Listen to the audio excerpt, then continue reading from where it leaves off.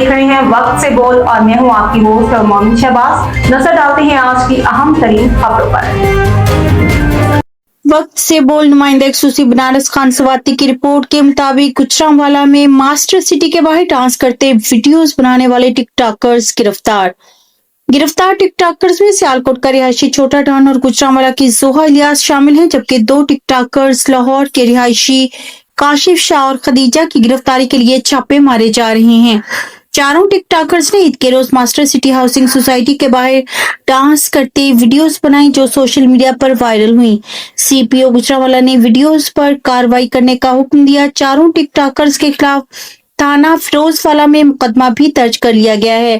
کارروائی پبلک مقامات پر غیر اخلاقی حرکات کرنے پر کی گئی۔ اب تک کے لیے اتنا ہی۔ مزید خبروں اور اپڈیٹس کے لیے دیکھتے رہیں وقت سے بول۔